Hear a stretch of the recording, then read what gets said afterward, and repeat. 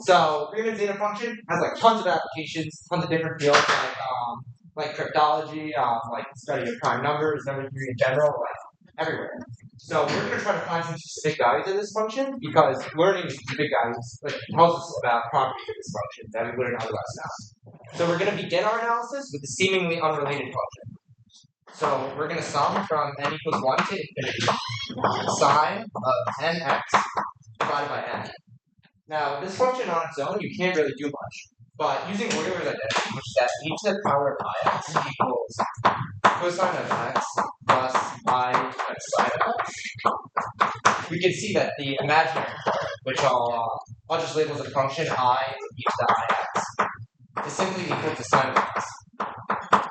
Using that property, we could rewrite this function as the sum from n equals 1 to infinity of the imaginary part of e to the ix divided by n. And I'm not going to prove this, but you could convince yourself, mentally if you like, that I could just move this imaginary part outside and take the imaginary part of the sum as a whole. I'm sorry, it's supposed to be n up here. Over n.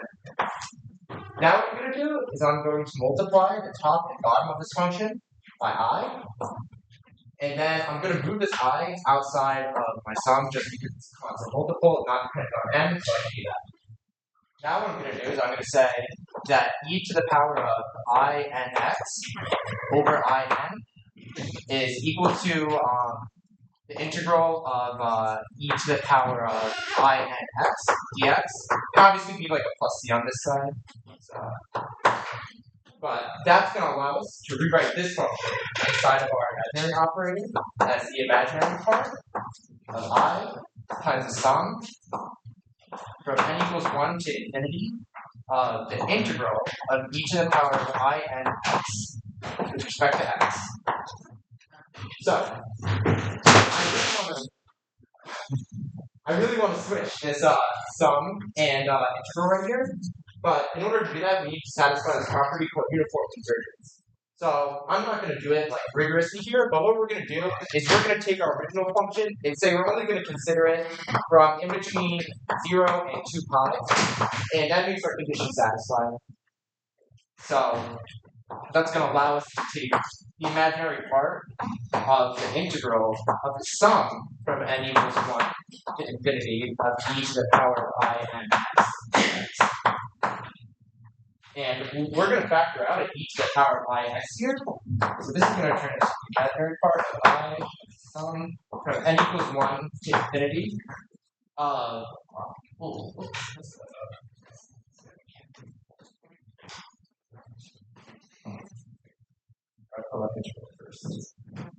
integral first. And then we're going to say the sum from n equals 1 to infinity. N equals 0 to infinity of e to the ix times e to the ix. So what we did is we changed this n from 1 to 0 by just factoring out e to the power of ix. But again, e to the power of ix isn't dependent on anything. So we could move that to the outside of the summation. It's a constant multiplier. So we get e to the ix times the sum of e to the inx from n equals 1 to infinity. Now, recognizing this specific portion of the inside of this integral, we could see, this is supposed to be 0, of course. This is just the a geometric series with r equals e to the inx and a equals 1. So we could say that this sum is just equal to 1 over 1 minus e to the ix. So that allows us to rewrite this initial function as the imaginary part of I times the integral of e to the ix times 1 over 1 minus e to the ix with respect to x.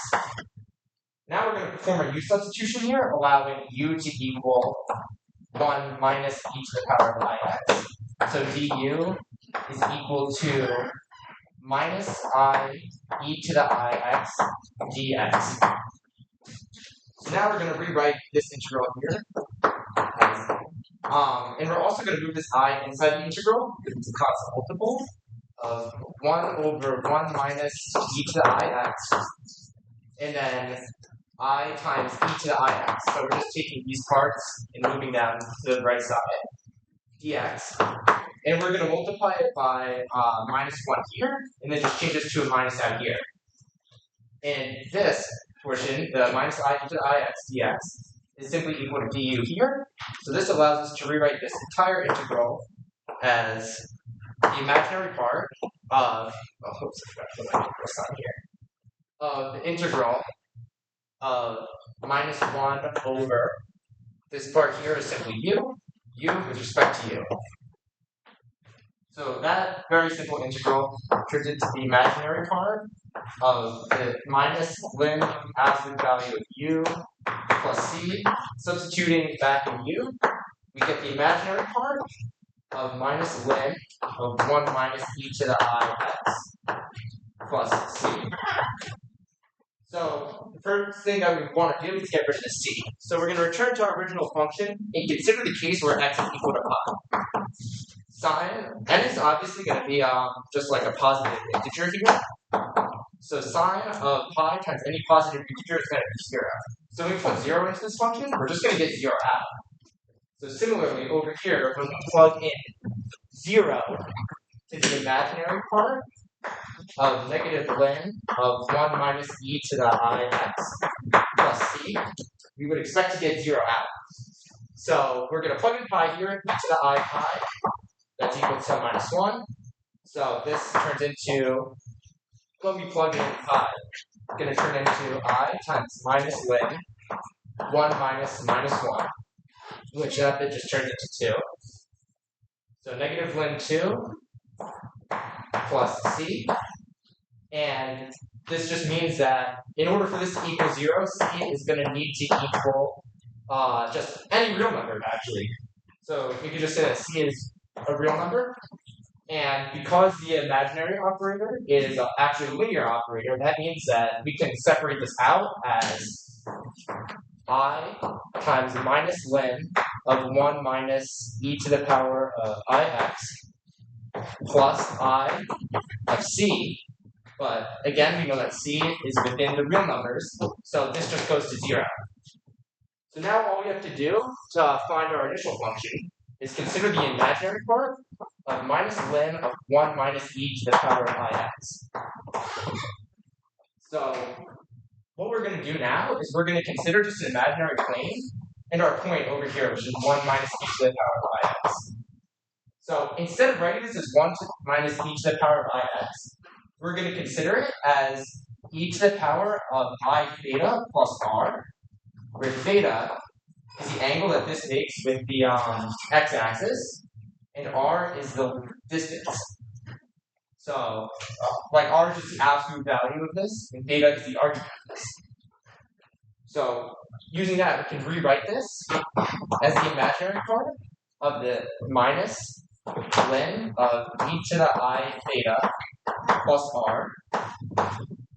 And because we have a lim and an e, we can just cancel that out now. The imaginary part of minus I theta plus r. Again, the imaginary operator is a linear operator, so you already write this as I times minus I theta plus I of r. I of r is a real number because it's the absolute value of our point here, so that's going to go to 0. And the imaginary part of minus I theta is simply going to be negative theta.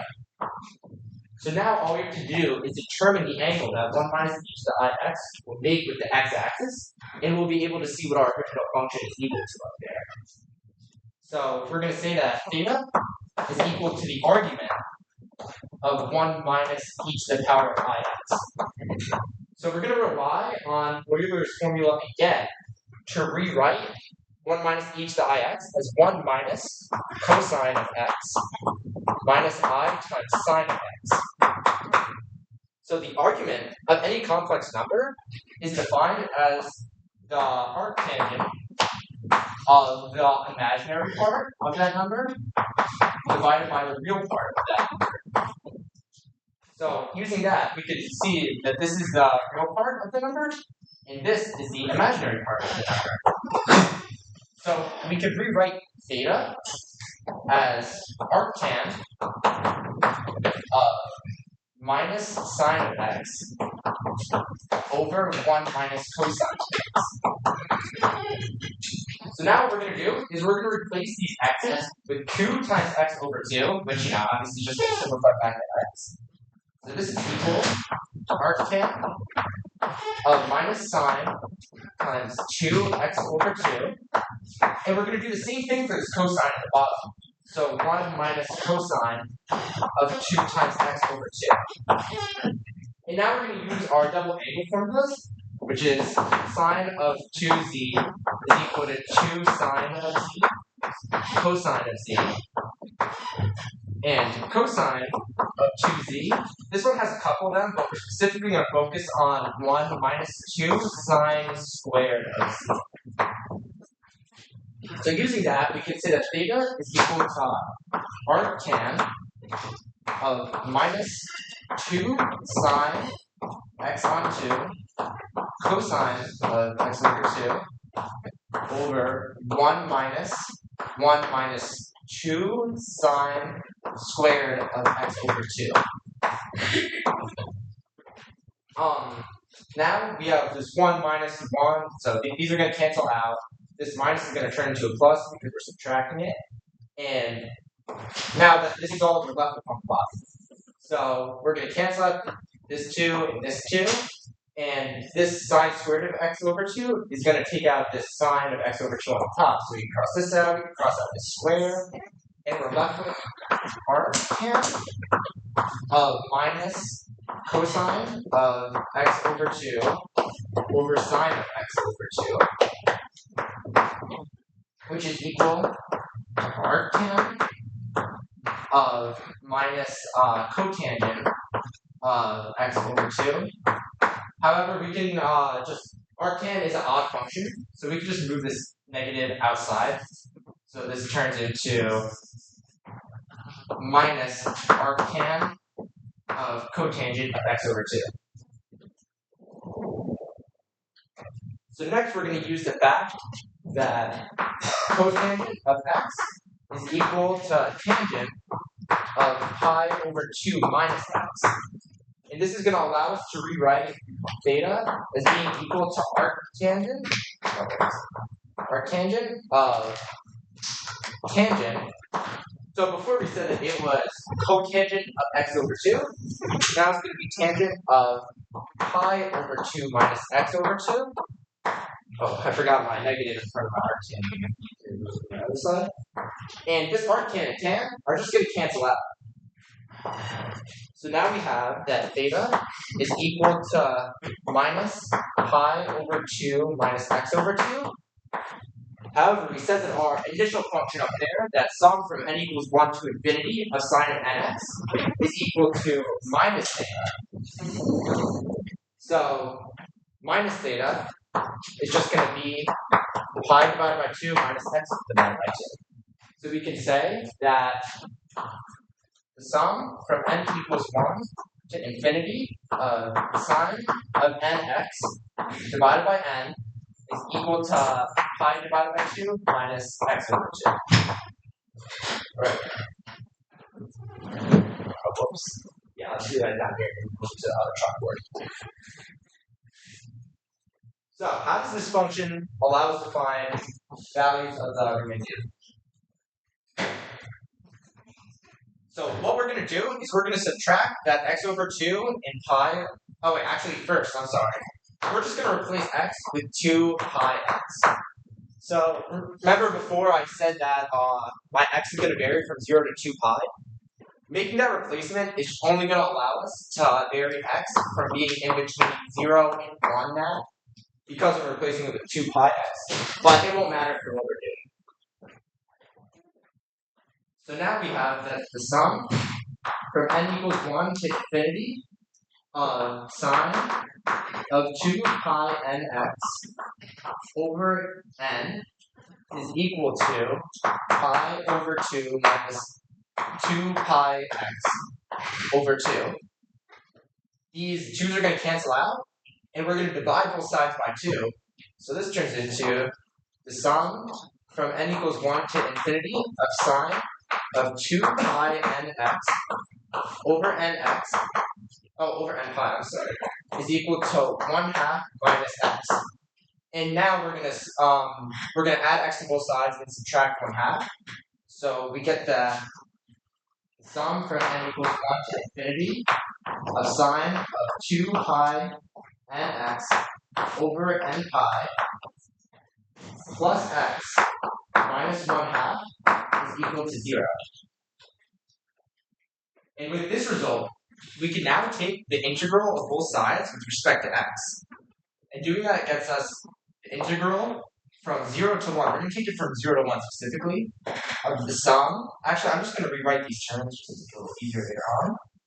Of x minus 1/2 plus the sum from n equals 1 to infinity of sine of 2 pi nx over n pi with respect to x, this entire thing. So the parentheses is equal to the integral from 0 to 1 of 0 with respect to x, which is obviously just going to be equal to 0. So we can very easily integrate the beginning of this part here, but we're first going to make substitutions.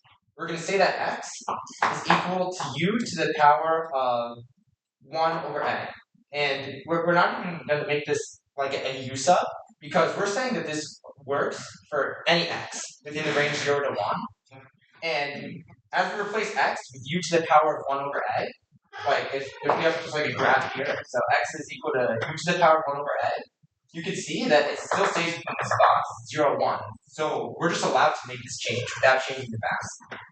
So we're going to say that this is equal to the integral from 0 to 1. Oh, and also we're going to specify that a is, again, a positive integer. I'm just going to label x to the power of 1 over x. So we're just going to do this later. So we're just changing this again, similarly to how we changed x to be 2 pi x here. We're just changing x to be x to the power of 1 over a. So now we have x to the power of 1 over a minus 1/2 plus the sum from n equals 1 to infinity of sine of 2 pi n x to the power of 1 over a over n pi dx is going to be equal to 0. And now we can evaluate this little portion here. So this x to the power of 1 over a is just going to simplify to 1 over 1 plus 1 over a times x to the power of a plus 1 over a minus 1/2 x from 0 to 1. Obviously, plugging 0 into these x's is just going to turn it to 0, so we only have to consider the case where we plug in 1. So this just turns into 1 over 1 plus 1 over a minus 1/2. So now all we need to do is consider this final portion, the sum of sine of 2 pi n x to the 1 over a over n pi. So as we take the integral from 0 to 1 of the sum from n equals 1 to infinity of sine of 2 pi n x to the power of 1 over a over n pi dx, we're again going to assume uniform convergence just for the sake of brevity, and we're going to switch this integral on some sign. So we're going to say the sum from n equals 1 to infinity 1 over n pi, and we're just going to factor out this n pi. It's not dependent on x, so we're just allowed to do that. Of the integral from 0 to 1 of sine of 2 pi n x to 1 over a dx. That's equal to that. And before we evaluate this integral, I think now's a good time to pause this pizza. Just one slice per second.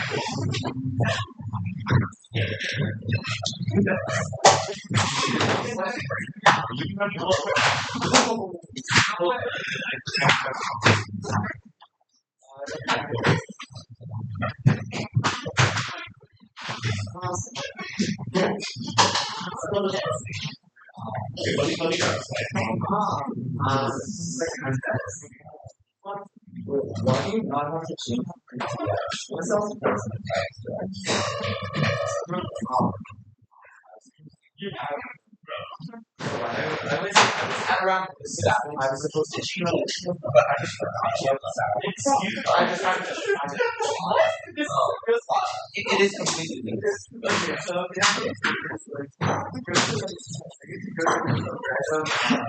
this is pretty arbitrary.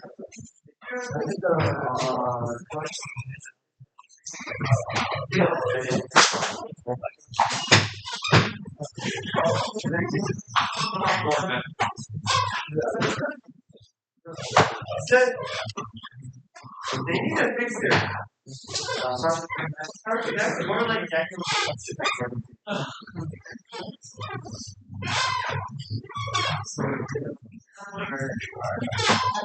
this is where this is what they're asking. So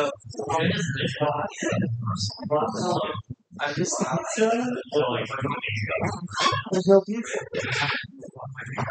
In my textbook, that's what I get. Yeah.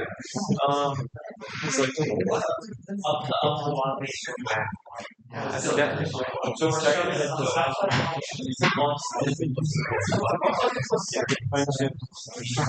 oh, don't worry, you did it cards. Okay. That's like a little please. Oh no.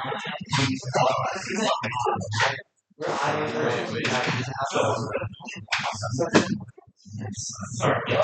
Well,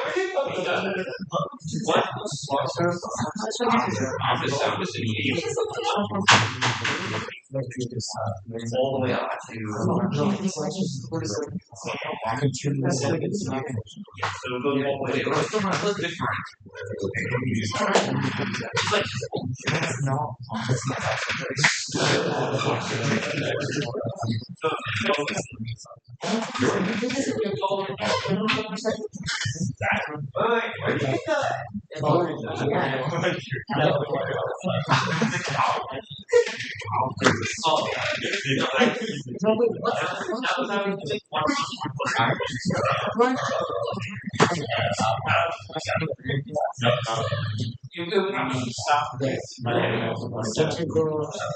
yeah.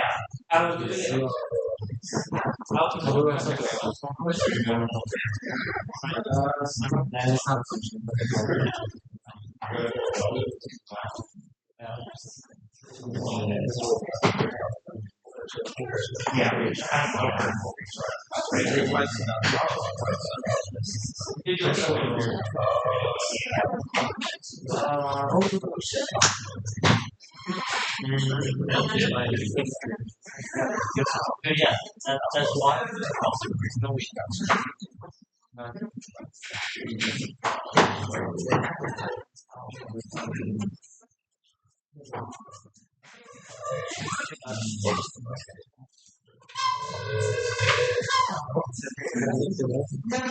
Alright, yeah. Alright, so the main thing that's left to analyze now is this function. This sum of 1 over n pi times the integral of 0 to 1 of sine of 2 pi and x to the power of 1 over a dx. So now we're going to make the use of x is equal to u to the power of a. And we get that dx is equal to a to the power a times u to the power of a minus 1 du. So putting that back into here, we get the sum from n equals 1 to infinity of 1 over n pi times the integral from 0 to 1 of a times u to the power of a minus 1 sine of 2 pi n u du. And now we're going to attack this, oh yeah, our bounds don't change, like when you plug in like 0 and 1 to this stuff. Now we're going to attack this using integration by parts. So I use a black pen, but pen method of integration by parts, like my TI chart. So on our D side, we're going to start off with u to the power of a minus 1 times a. So that's going to be in our plus row, and our minus row is going to be a times a minus 1 times u to the power of a minus 2. In our plus row, it's going to be a times a minus 1 times a minus 2 times u to the power of a minus 3.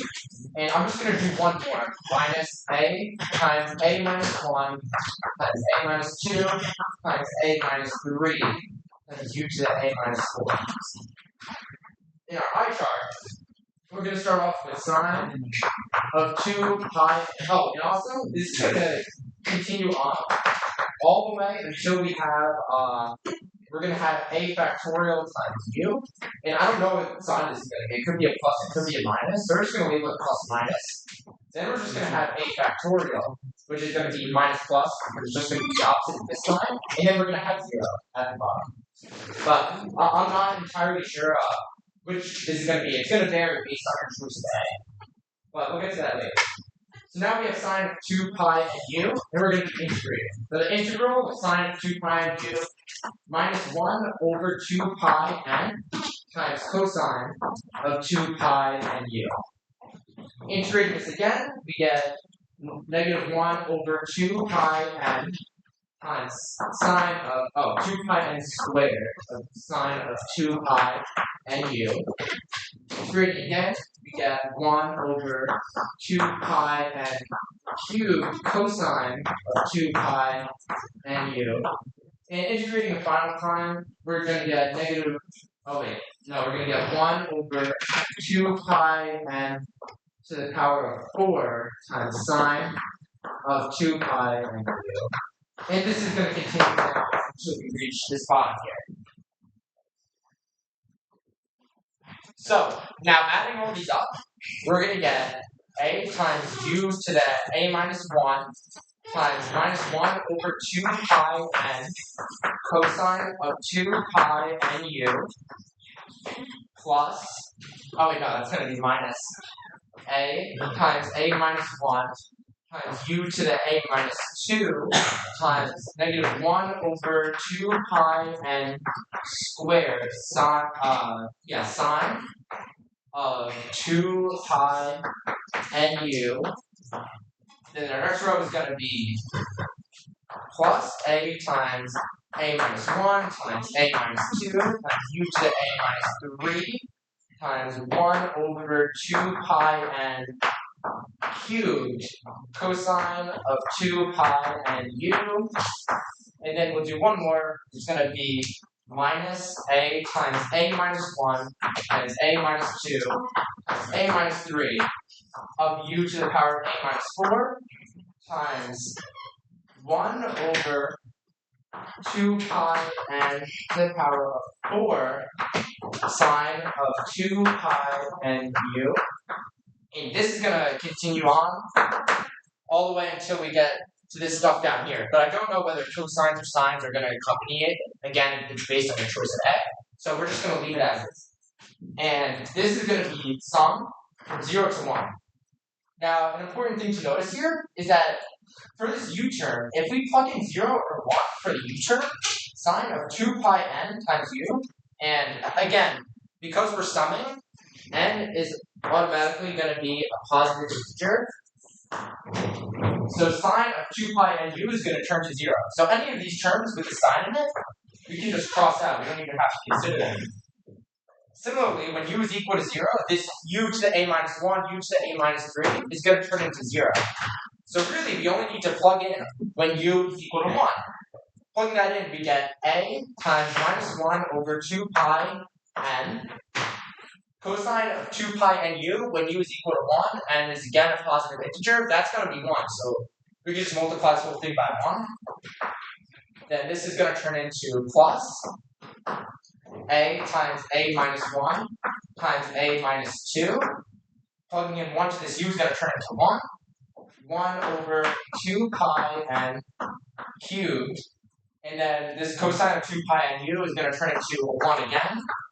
And I didn't write out this next term here, but I can assure you when the next term is going to be plus a times a minus 1 times a minus 2 times a minus 3 times a minus 4 times minus 1 over 2 pi n to the power of 5 times 1.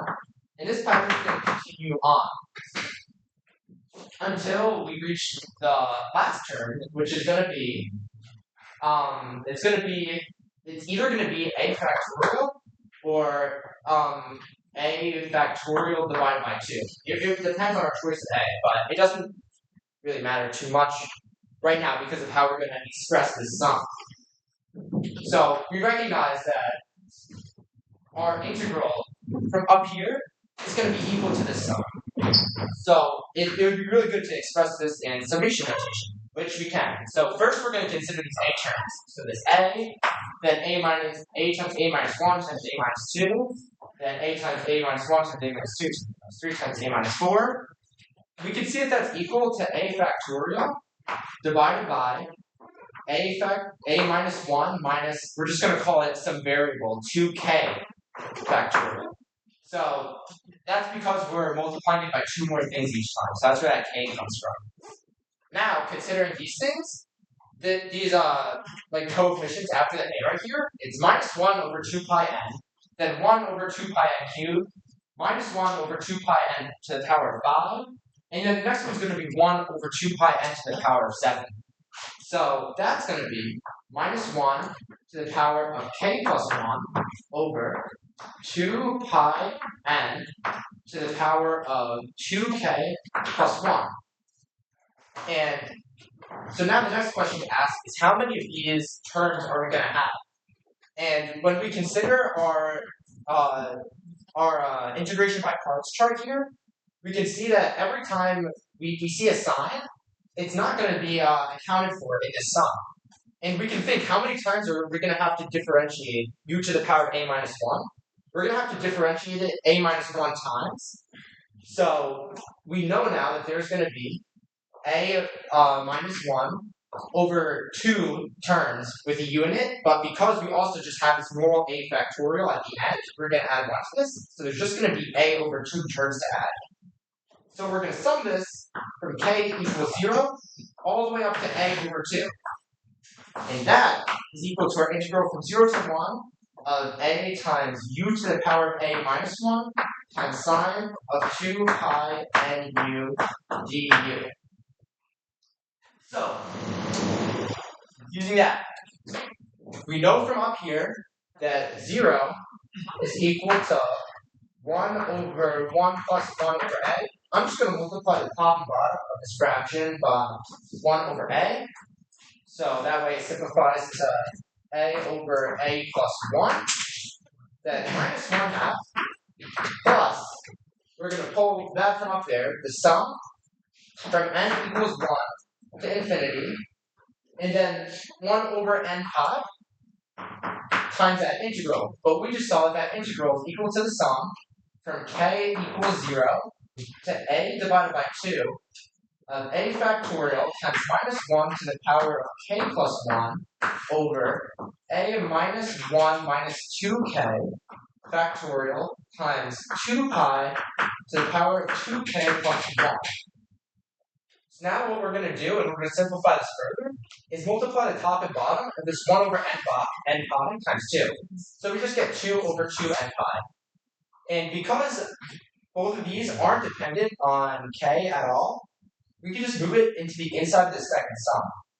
So we get that this portion is equal to the sum from n equals 1 to infinity of the sum from k equals 0 to a over 2 of 2a factorial. This isn't 2a factorial, this is 2 times a factorial times minus 1 to the power of k plus 1 over a minus 1 minus 2k factorial times, oh, whoops, I'm sorry, this is supposed to be a 2 pi n here.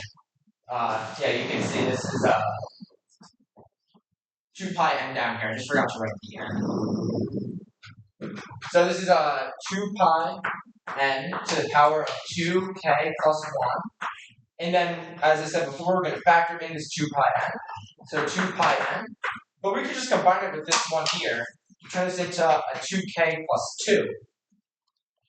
And now, because we have two integrals here, again, we're just going to assume that we can swap them, which if we can, it would take a while to prove, so we're just going to swap.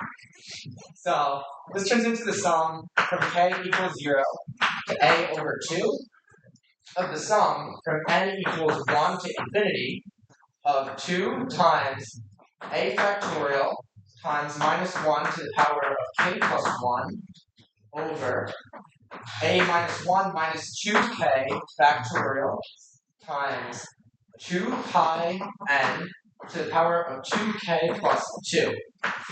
So, what we can now realize is that all of this isn't dependent on n at all. So it's a constant factor, and we can just move it outside of this sum.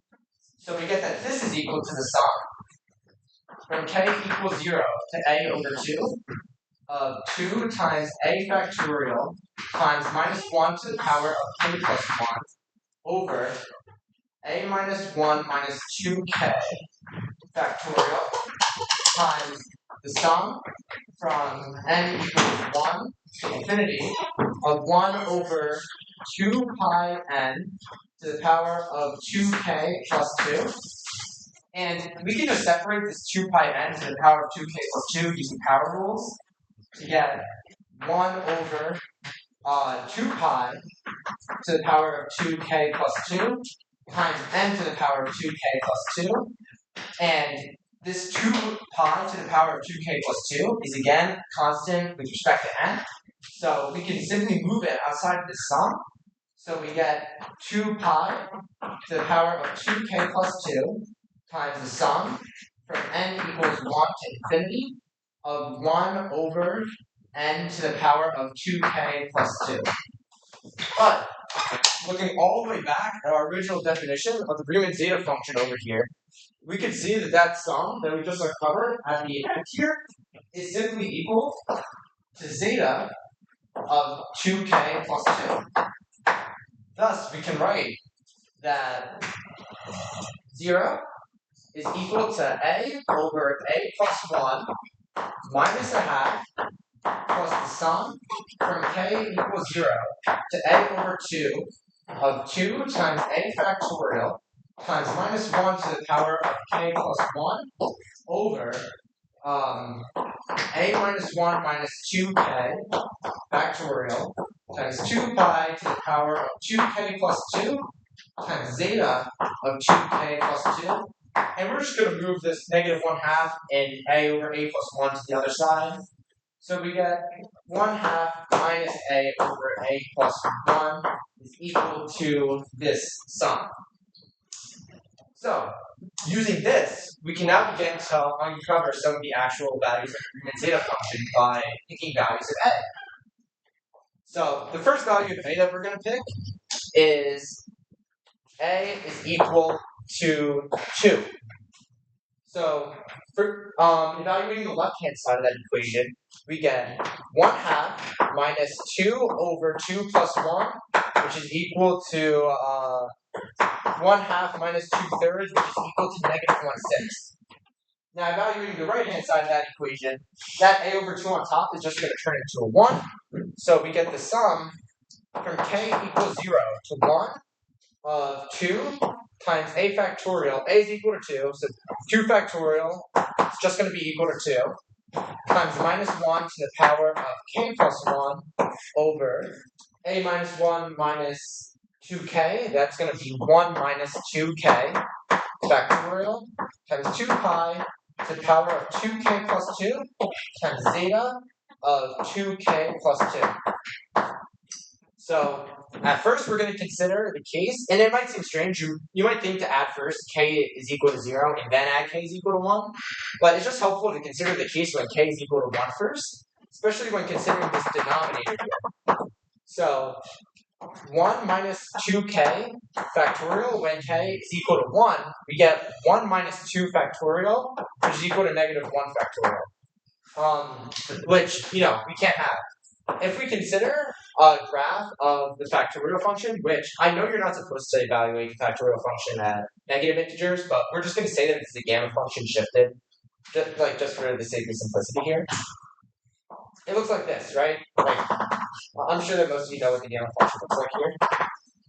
And if we evaluate the inverse of this function, like 1 over gamma of x, it's going to turn into a function that looks a little something like this.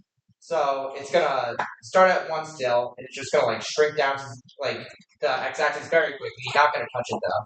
And then here it's gonna go like this. So at -1 factorial, it's just gonna be equal to 0. So when we consider the case when k is equal to 1, the entire inside of this sum is just gonna be equal to 0. So really, we only have to consider the case when k is equal to 0, but we're summing from k equals 0 to k equals 1.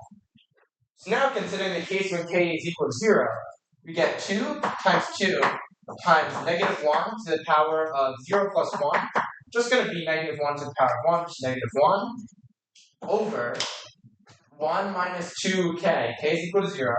So 1, 2 pi to the power of 2k plus 2, simply going to become 2 pi squared times zeta of 2k plus 2 is again going to be 2, is equal to, we set up here, -1, 6. Minus 1 over 6. Doing some simplifying here, we can see that this is going to turn into 4 pi squared. This 4 is going to cancel with the 2 times 2 up here. And we're going to multiply both sides by -1. Just get rid of this -1 and this minus here. Multiply both sides by pi squared. So we get rid of this turns into pi squared. And we get the result that zeta of 2 is equal to pi squared over 6. Which is pretty impressive. So now we can repeat this process to uncover other values of zeta. So let's say that we wanted to find zeta of 4. We can instead plug in now a is equal to 4. And we get the sum from k equals 0 to 2 of 2 times 4 factorial is going to be 24 times -1 to the power of k over a is equal to 4. So this is going to be 3 minus 2k factorial times 2 pi to the power of 2k plus 2 times zeta of 2k plus 2. And for the same reason that we didn't have to consider the case when k is equal to 1 over here, we're not going to have to consider the case when k is equal to 2 over here, because we're just going to end up with a -1 factorial on the bottom. So plugging in k is equal to 0 and k is equal to 1, we get 2 times 24 times -1 over 3 factorial, which is just going to equal 6, times 2 pi squared, and times zeta of 2. However, we know from before that zeta of 2 is equal to pi squared over 6. Pi squared over 6 plus 2 times 24 times -1 to the power of, let's do k plus 1 here. Now k plus 1 is going to be equal to 2, so -1 squared is just going to equal 1. 1 over 3 minus 2k factorial. Because k is equal to 1, this is just going to turn into 1 factorial, which is equal to 1. And then 2 pi to the power of 4 times zeta of 4 is equal to, now we're going to have to find the left-hand side of that equation. It's going to be 1/2 minus 4/5, which is going to be equal to 1/10. Wait. This is going to turn into 5 over 10 minus 8. -3/10. Oops. So this right-hand side is going to be -3/10. Yeah. So simplifying this bit here, we could see that this is going to be -48 over 6 times 4 is 24 pi squared times pi squared over 6. Cross these out. This is going to turn into -2 over 6, which is equal to -1/3, plus 2 times 24, 48 over 4 pi to the power of 4 times zeta of 4 is equal to -3/10. What did I say? This is equal to -1/3.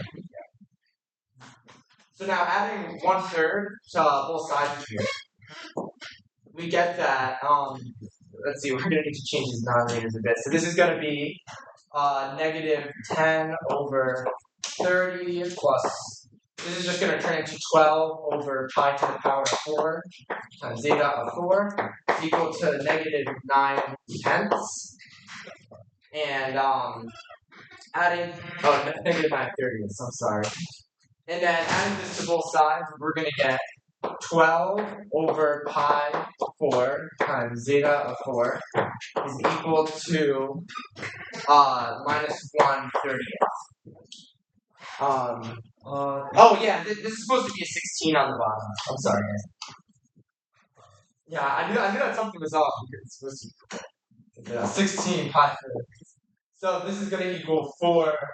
No, this is going to equal 3 over pi to the power of 4. And this is going to be a positive 1/30th because we're adding the 10/30ths to both sides. And this is going to turn into a 3, as we said before. So now, multiplying both sides by pi to the power of 4 and dividing both sides by 3, we get that zeta of 4 is equal to pi to the power of 4 divided by 90. And by plugging in more values of x, more even values of a specifically, such as a is equal to 6, a is equal to 8, we continue to uncover these zeta values, but only for even integers. In order to get it for odd integers, you would need to expand the field of envelope values all the time, which I think is not obviously. All right, that's it.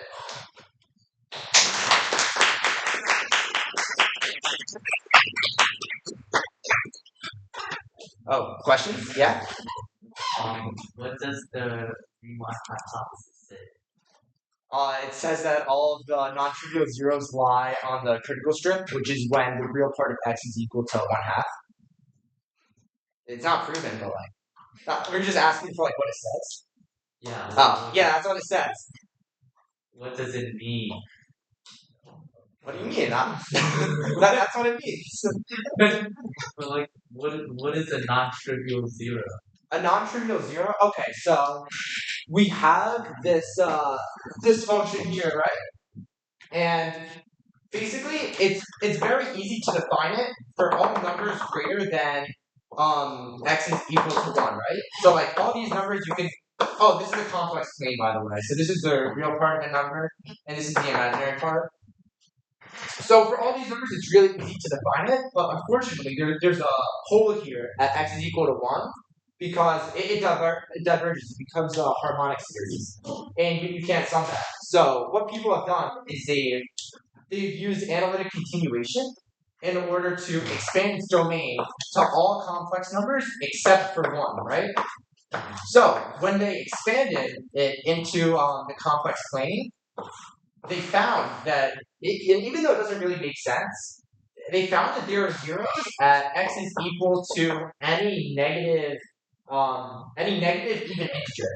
So -2, -4, -6, -8. Those are this function is equal to 0 at all of those numbers. Which, when you think about it, intuitively, it doesn't make sense because at -2, it's going to be 1 plus 4 plus 9 plus 16 plus 25. But using analytic continuation, it evaluates to 0. So people were like, there are zeros over here, but are there zeros anywhere else in the plane? And they looked around the plane and they were like, there's a ton of zeros when the real part of x is equal to 1/2. So one of them is 1/2 plus 14 point 14 point something I, and then there's another one at 1/2 plus 23 point something I. And the key factor in all this is this 1/2 is always present, except for these. They're called trivial zeros over here. So these are the trivial zeros. And the conjecture is that all non-trivial zeros appear on this line, which is called the critical strip. Okay. Wait, this 0 is not a 0. No, a 0 is when this function is a 0. I mean 0 is it doesn't give zeros. When you put 0 to the Riemann Zeta function, you get -1/2. -1? -1/2. I know, it doesn't make sense, but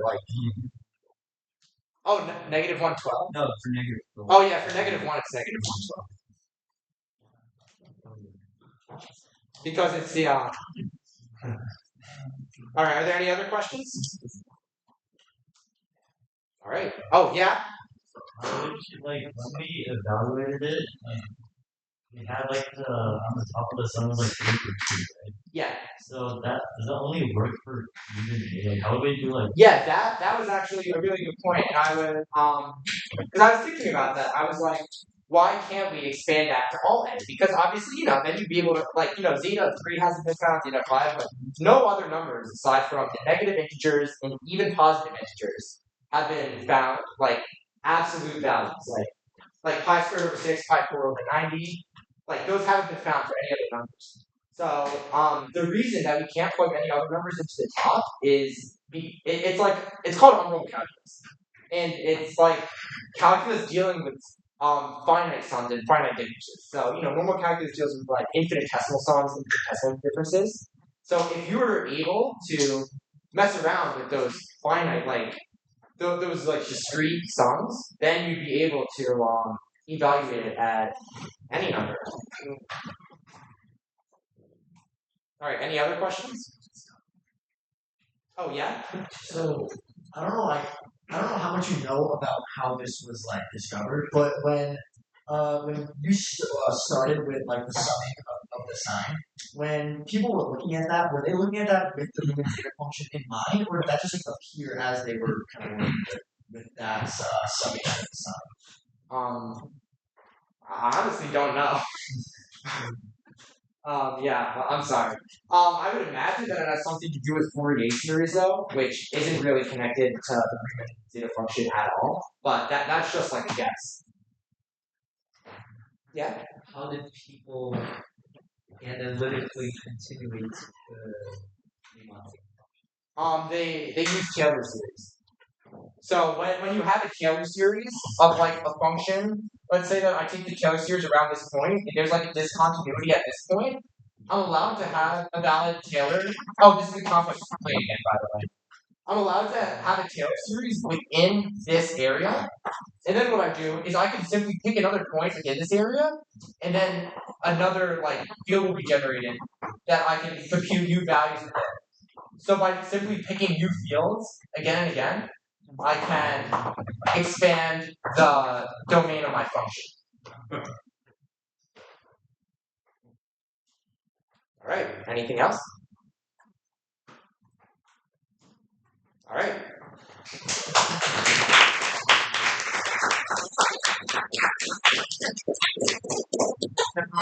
Yeah, thank you guys.